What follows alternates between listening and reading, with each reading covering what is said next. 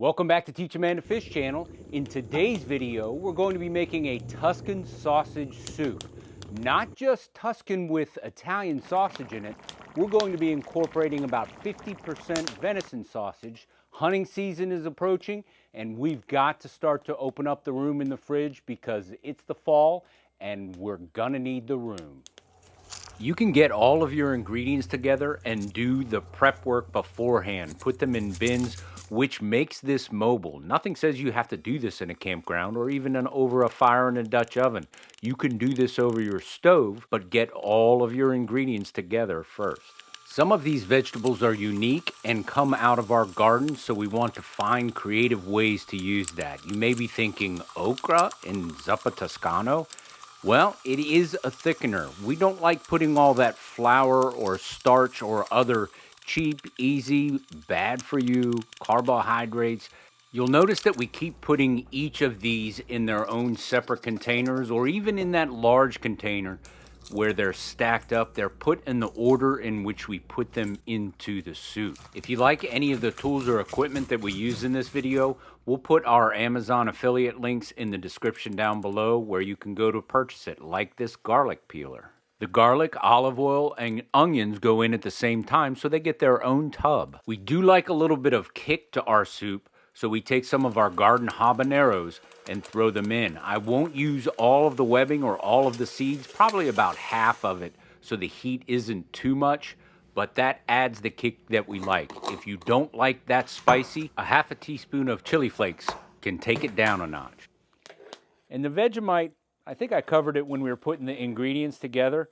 It adds an intensifier of flavor. The technical term for it is umami. Really doesn't change the flavor, but it's the salt, the thickness of it. It intensifies whatever flavors are in there. Sometimes Vegemite can be hard to find in the United States. Marmite, which is the UK version, is a little bit easier to find, and that can be a good sub for it. You can also use beef broth, better than bouillon, beef bouillon. Any type of concentrator that adds that umami flavor. Grab your ground venison. We're down to our packages that we made just specifically for grind. So we do a quick grind up. And again, we end up being about 50-50 Italian sausage and venison. Now that we have all that prep work done, we can gather everything together. And when the cooking starts, it all comes together so quickly. It's good to have it all prepared and ready to go in, build those layers upon layers when it's ready.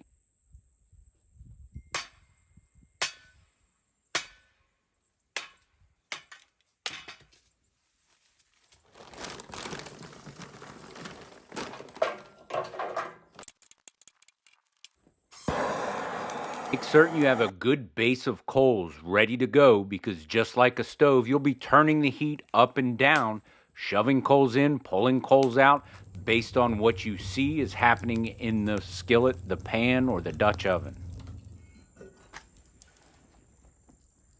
Let's take just a quick second while we wait for this fire to ember up and give us the coals we need to cook, and we'll talk about what we're using to cook this in. Since we're heading towards a cowboy stew theme with this as well, I thought we would use our 140 plus year old spider skillet. You'll notice a couple of interesting features on this. Perfect thing to do one of these long, slow campfire cooks in. 3 leg holes underneath it, designed to be used over the campfire. The long handle, which keeps the metal out of the fire, enabling you to pick it up with just your bare hands. And we found this Lodge Dutch oven lid that fits perfectly. It's real hard to find the matching set of lids with this, but it fits perfectly on top of it. When we go into the long, slow simmer with this, that lid will be instrumental in getting that hour-plus cook that we get on the coals in order to get everything to finish off. If you can find one of these, one of the things to look for, contained in here, you can see that's called a gate mark.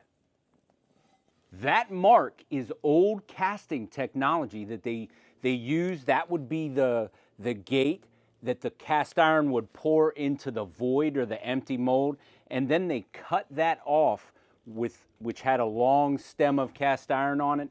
They stopped doing that gate marked cast iron in about 1890. So that will date your spider skillet to tell you the history behind it, where it came from. This was probably used in an open hearth fire before there were stoves, before there were even anything even close to a modern kitchen or even a wood stove. This would have been utilized in an open hearth fire. Pull the coals out, do your cooking in this for the family. Just a different era of cooking, and we love bringing this back to life.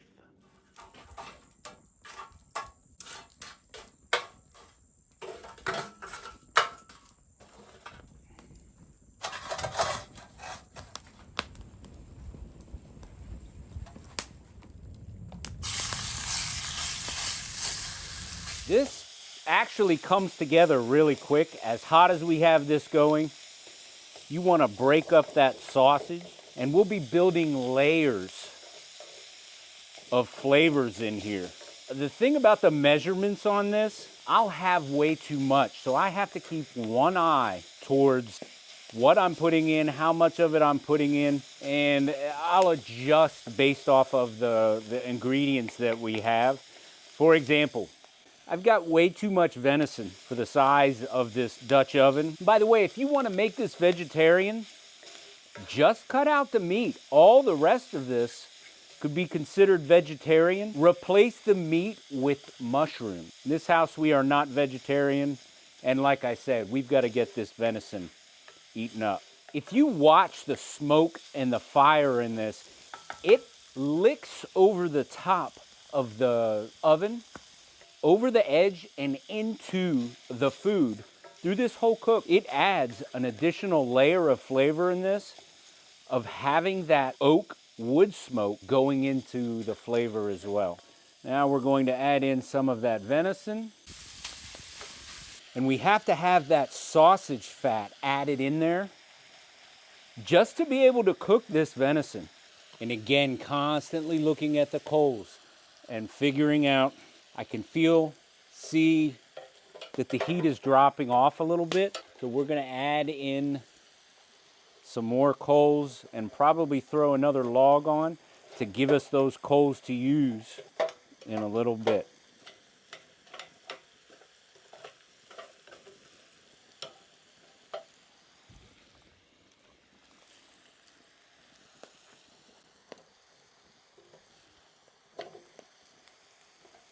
So that meat has burned off that liquid and it's browning up nicely. Actually getting the brown, you can see where that's sticking.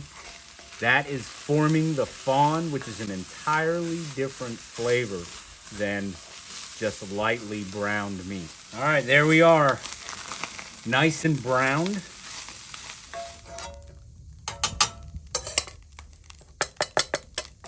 Next, we're going to cook these onions. Throw a little bit more olive oil in. That's the onions and the garlic. Maybe 3 or 4 minutes until these become translucent. I'm not sure there is a better smell than onions and garlic over a campfire. You can even see those bits of meat that are lifting off. That's called the fond. Those bits that are lifting off are adding to the flavor. That is really well browned meat. At this point, if you wanted to add some beer in, that would make this a cowboy soup or stew. Or you could add red wine, which is very Italian. So if you remember, when we put these in, we kind of put these in the order that we want these to go in. And it doesn't have to be too uptight about this. We've pulled all of those onions over to the cooler side. They're about where we want them. So we'll go ahead, and the temperature's dropping off a little bit. We'll go ahead and add in the mushrooms, give them a little bit of color, and the potatoes.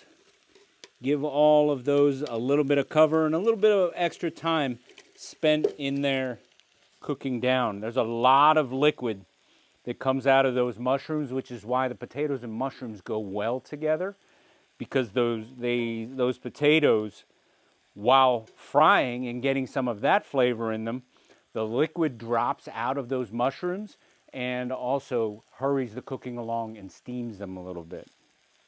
And we're going to go lid on for this for a little bit to build up some of that heat on those mushrooms. Those top mushrooms are pretty far away from the bottom, so we'll let the heat build throughout. Keeping one eye on our coal supply, we'll add a couple more pieces of wood to make certain we have a steady stream supply of those coals. We'll give those mushrooms and potatoes a bit of a stir so they don't burn. Yeah, you can see those mushrooms cooking down, releasing their juices. Temperature's dropping off a little bit, so we're gonna push some more coals under. All right, that's about where we want that. We'll pull that to the side a little. Now we'll put in that carrots and celery, another layer of flavor. Go ahead and throw the lid back on. This is the tomatoes, the green peppers. I know I want all those green peppers, and the okra. So we've reached a point where this is pretty much just a simmer. So I can go ahead and add in the chicken broth. And if you are making this vegetarian, don't use chicken broth. You can use vegetable broth. You could also do beef broth. We do our homemade chicken broth here, and it's got another complexity there where our homemade chicken broth actually has the fat in it. We freeze it. Don't forget, we've got to get the meat back in there too. Now we just let it sit, simmer away for probably about an hour, and then we'll add the meat back in. We drained off some of that liquid in order to get at least the majority of this meat in, and we can always add that back in later.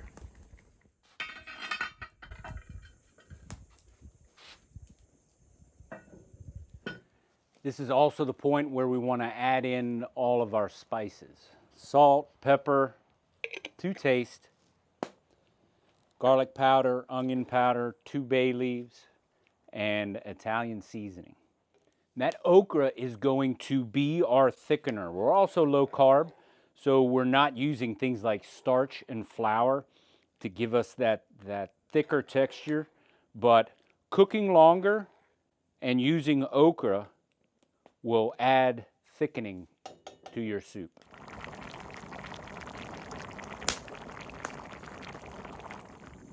I didn't capture it on video, but we also added a can of drained, cleaned cannelloni beans. And for the last step is to add in our chopped spinach.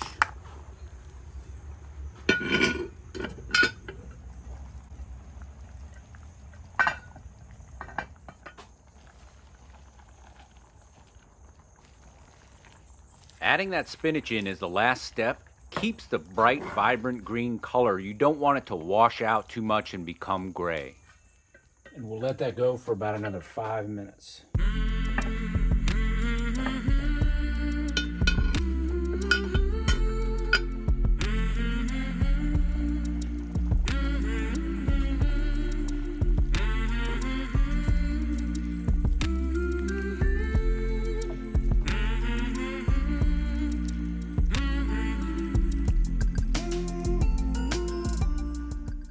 All right, here we go.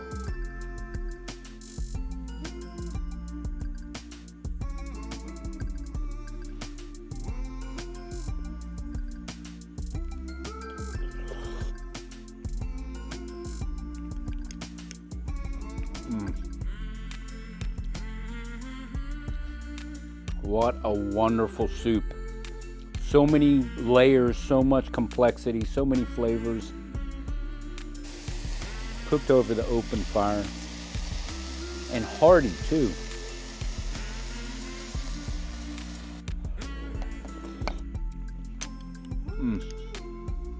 Even if you're just doing this with beef instead of venison, over a stovetop instead of over an open fire,